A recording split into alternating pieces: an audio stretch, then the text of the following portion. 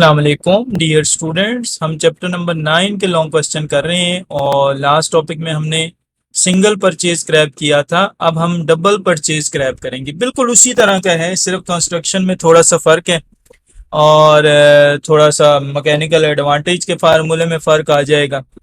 देखें फ़र्क क्या है। जो हमने सिंगल परचेज क्रैप किया था उसमें हमारे पास एक ही सेट था गियर का, जो कि पिनियन और स्पर का था, ठीक है।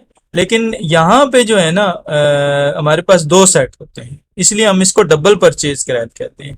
दो सेट होते हैं गियर्स के। देखें, पहला सेट जो होता है वो इस स्पिंडल के जरिए से, ये पिनियन है, ये स्पर है, फिर ये जो स्पर है ना ये फिर एक और एक्सल के जरिए से एक पिनियन से मिला होता है, ठीक है ना।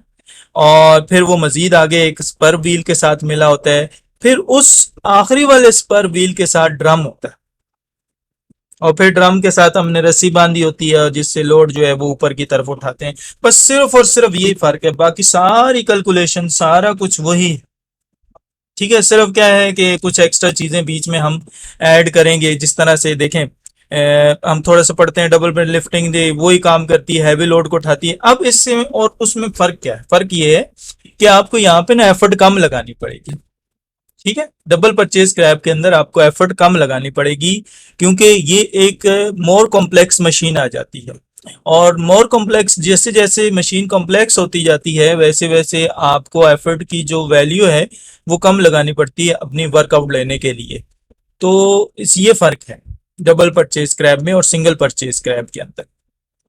बाकी मैं कंस्ट्रक्शन ऑलरेडी बता चुका हूँ, सारी की सारी यही कंस्ट्रक्शन है। इसको हम एक दफा पढ़ते हैं। Lift heavy load with small effort, it is improvement over the single purchase crab. ये उसकी इम्प्रूवमेंट है सिंगल परचेज क्रैप की। It consist of two pair of small wheel gearing with large, ये दो सेट होते हैं, आपको बताया मैंने। एक सेट ये है आपके पास, दूसरा सेट आपके पास ये है, तो दो सेट होते हैं हमारे पास गियर्स के। The small wheel is called pinion and large wheel, ये भी हम पढ़ चुके हैं, स्पर व्हील। बड़े को स्पर व्हील कहते हैं, छोटे को जो है वो पिनियन कहते हैं। There are two pairs of pinion and spur, यहाँ पे दो पेयर्स हैं। एक पेयर ये है पिनियन और स्पर्स का और दूसरा पेयर ये है पिनियन और स्पर का, ठीक है जी।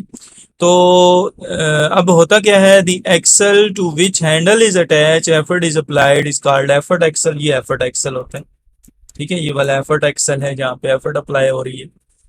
दी axle which load drum is attach is called load axle. अब ये जो एक्सल है ना, ये जो एक्सल आप देख रहे हैं ये लोड एक्सल है, ठीक है ना। ये लोड एक्सल जिसके साथ लोड ड्रम जो है वो बंधा होता है या आगे लगा होता है। There are pinion and spur wheel on the intermediate axle. ये अब इंटरमीडिएट एक्सल, और इस इंटरमीडिएट एक्सल ये वाला, ये इंटरमीडिएट एक्सल, और इस इंटरमीडिएट एक्सल के ऊपर दोनों गियर्स होते हैं, यानी पिनियन भी होता है और स्पर भी होता है। पहले सेट का स्पर होता है, दूसरे सेट का पिनियन होता है इसके ऊपर। The spur of intermediate effort the axle and pinion of the intermediate axle gear with the spur wheel, ठीक है जी। अच्छा, अब हो रहा क्या है, the load axle one end of the rope is fixed to the drum। एक and जो है वो ड्रम के साथ अटैच है, दूसरा एंड जो है वो लोड के साथ अटैच होता है, वेट के साथ। The effort is applied on the at the end of handle the double purchase grabbing one। इसमें अब जो वैल्यूज हैं, W वेट है, ये लोड है, P एफर्ट है जो कि हैंडल के ऊपर लग रहा है, L लेंथ है हैंडल की, R रेडियस है उस लोड ड्रम का, सारी वैल्यूज हुई।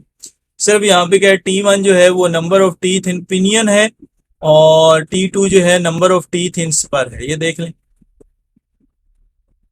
ये T1 है यानी पिनियन के ऊपर, पहले सेट का जो पिनियन है उसके ऊपर दंदानों की तादाद या दांतों की तादाद है T1, और पहले सेट के स्पर के ऊपर टीथ की तादाद है T2।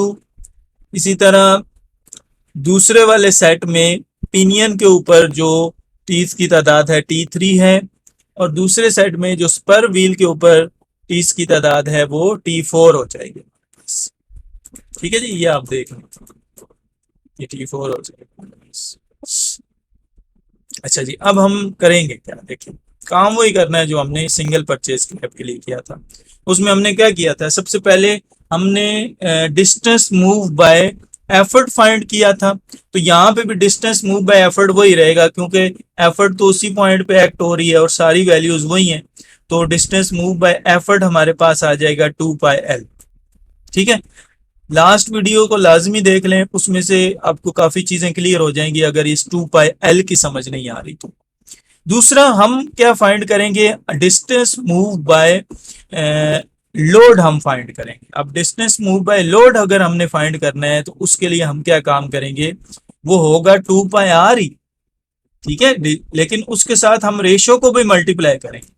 अब यहाँ पे दो सेट है ना, तो पहले सेट की जो रेशो होगी वो होगी T1 डिवाइडेड बाई T2, और दूसरे सेट की ratio T3 divided by T4 होगी, जिस तरह हमने लास्ट किया था। ठीक है, सिंगल परचेज क्रैब के लिए हमने सिर्फ क्या है T1 डिवाइडेड बाई T2 साथ मल्टीप्लाई किया था 2πr के जो डिस्टेंस मूव बाय लोड अगर हमने फाइंड करना था तो। लेकिन यहाँ पे क्योंकि अब दो सेट हैं तो फिर दोनों सेटों की रेशो को आपस में मल्टीप्लाई करेंगे। तो ये हमारे पास आ गया डिस्टेंस मूव बाय लोड, और ये हमारे पास है जी डिस्टेंस मूव बाय एफर्ट। एक रेवोल्यूशन के अंदर डिस्टेंस मूव बाय एफर्ट, ये दो वैल्यूज आ गई हैं। अब इन दोनों वैल्यूज को हम इस्तेमाल करेंगे इनपुट और आउटपुट के फार्मूले में। इनपुट का फार्मूला क्या होता है, effort into distance move by effort.